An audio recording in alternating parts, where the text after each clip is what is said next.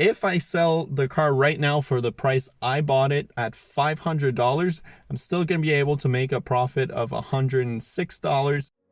Welcome back to another episode of Driving Production. This is the second part of the Mazda 3 build. I'm really excited. In today's episode, we're going to be fixing the Mazda 3. First off, I'm lifting up the car and putting it on axle stands.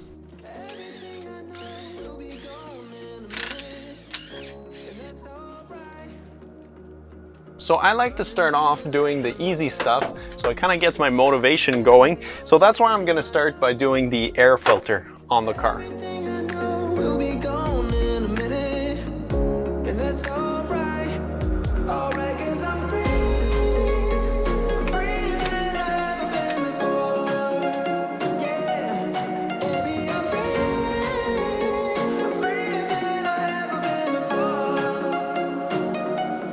So since this air filter is actually in pretty good shape, I can see it was recently changed. I'm actually going to keep this one. I'm going to return the one I bought.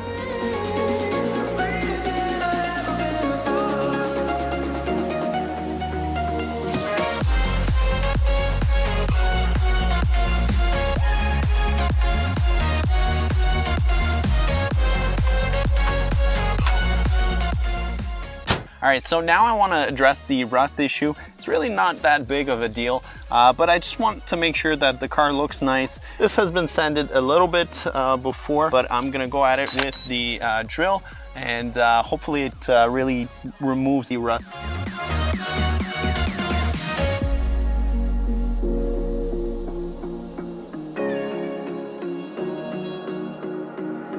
Running through the last of my thoughts, standing on the edge of my time. Everything I know will be gone in a minute, and that's alright. Running through the last of my thoughts. Then, I'm sanding everything and wiping it clean with alcohol. Everything I know will be gone in a minute, and that's alright. Alright, 'cause I'm free. I'm freer than I've ever been before. Yeah, baby, I'm free. I'm freer than I've ever been before. Alright, 'cause I'm free. So while I'm waiting for this to dry, it gives me some time to start working on the front wheel bearing so I can remove the hub and bring it to a shop.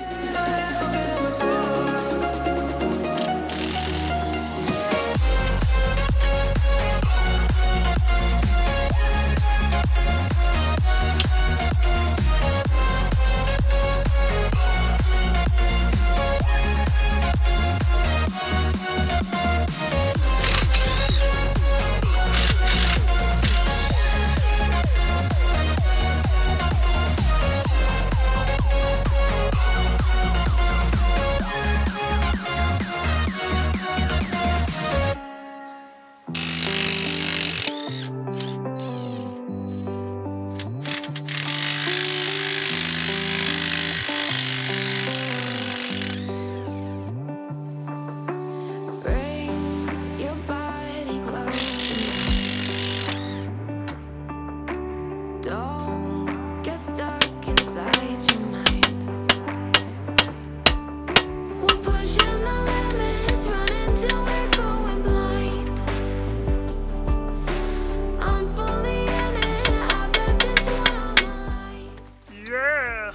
With my celebration cries over and the hub sent to the shop, I can now sand down the Bondo to a smooth finish and start painting. Every corner.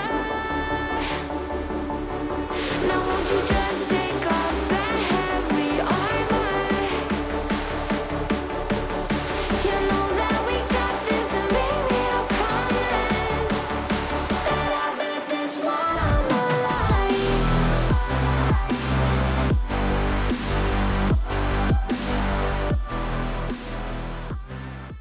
Alright guys, so I just came back from buying another set of wheels and tires. These have some Bridgestone Potenzas on them, and they are OEM Mazda 5 or some type of Mazda wheel. The tire height, again, it's a little bit higher as they're riding 2 1550 17, so it's a little higher than what the OEM spec is. I think for now I'm gonna actually put them on this particular Mazda 3 just because my rear tires are actually quite bald. They're pretty gone, so I might use them for a little bit on this car, and then whenever the Mazda 3 is ready to be put on the road, which should be fairly soon, I'll be able to switch them over. A few days later, I was finally able to get the hub back, so now I'm putting everything back together. Now won't you just take off that heavy armor? You know that we got this, and baby, I promise that I bet this one on my life. Since I already had everything apart, I'm servicing the brakes all around the car.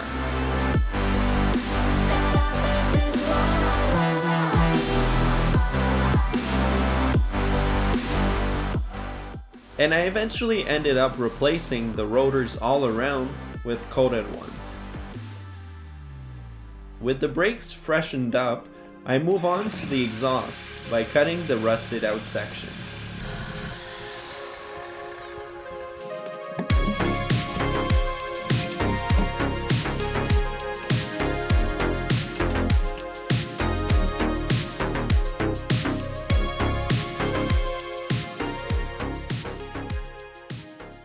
Alright guys, so we just finished installing the new flex pipe. Obviously Nathan's here again because he saves every day, especially for the welding. Yeah. But we thought we would give you a start up with straight headers, how that sounds, and then we'll weld up the rest. Yeah, let's do it. Can't wait to hear this.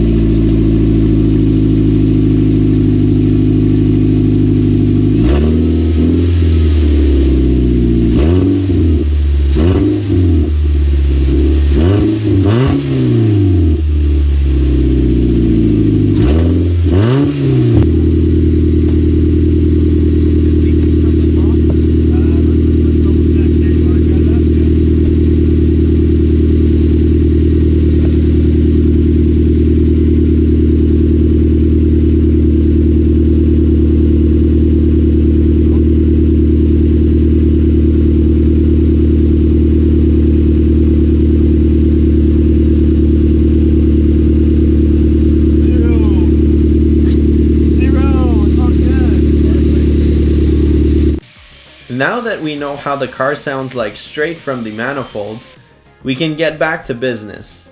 And by we, I mean Nathan. I can't thank him enough for helping me out with the welding, mocking up, and cutting the exhaust. The shop foreman seems to agree too, right, Rocky? I recently found out that the axle on my driver's side axle booth was actually ripped, and also that the driver's side, the strut was leaking quite a bit, so I decided I would replace both of those while I was at it. I went to the junkyard. I didn't get them new because it would have brought the cost up quite a bit, but I paid 35 bucks for each. As you can see, it's pouring rain right now, but I'm still trying to get the Mazda 3 fixed up. I just tried to remove the axle nut on the driver's side. I literally just broke my breaker bar on the axle nut. So I think I'm gonna have to get my mechanic whenever he gets the car to safety it.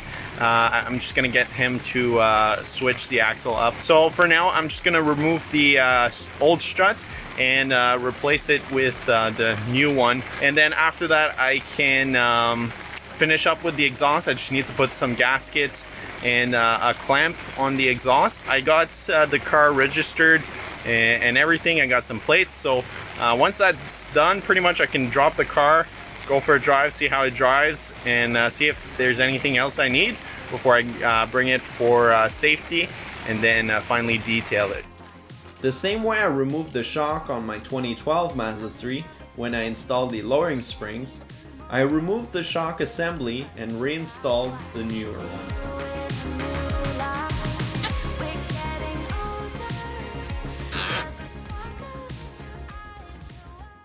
All right, so with that done, now that pretty much all the repairs I wanted to do on the cars are pretty much done, thought it'd be a great time to go over the cost of everything. So first off, I wanted to go over again the price of the car. So I paid $500 for that. Then I went to buy some a OEM wheel bearing from Mazda. I got a retaining clip. And then I got 2 axle nuts, cost me $126.44. Then the spray paint, the primer, the clear coat, and the Bondo, all that costed me $98.79. After that, the exhaust piping and the exhaust flange cost me $39.58. Then I had to get the wheel bearing press when I removed the hub. They charged me $67.24. So after that, I realized that the axle booth was torn on the driver's side. So I had to get a new axle from the junkyard. And I also got a full shock for the driver's side. Both those things cost me $81.90. Then I decided to put some new brake rotors. So that cost me $169.25. After that, I had to register the car in my name. They charged me the taxes on the wholesale value of the car. Unfortunately, it's not on 500, but the value in their system, which was 1,500 something. So for the registration and taxes, it cost me $206.57. I got some new wheels. So the new wheels cost me $150, just use on Facebook Marketplace. All the total of the things that I fixed so far, it cost me $943.05. Plus it now, if I add the actual cost of the car, $500, this brings me to $1,443. But now if you consider what I've sold, the summer tires, I've sold them for $400. The winter wheels and tires, I sold them for $400. And the battery I sold for $100, and then the roof rack I just sold for $150. So all that combined gives me a surplus of $1,050. Now if I add that up to the 1443, so that means right now I'm spending $393.05 really, if I add up what I've sold on the car. So that means if I sell the car right now for the price I bought it at $500, I'm still going to be able to make a profit of $106. With that in mind, I'm pretty happy the way it's going. I think I will be able to make a decent profit on this actual car. I still need to get it certified, the axle, and the exhaust is leaking a little bit, so there's a bit of exhaust work that's gonna have to be done by the shop. But even keeping those things in mind, I'm assuming it's probably going to cost me around $300 getting all those things done. And then we're going to be detailing the full exterior on the next episode. I'm really excited for that, to really get that paint shining, get the full interior detail, the engine bay and everything. If you have any questions, just let me know in the comments below, and we'll see you guys next time. Thanks for watching.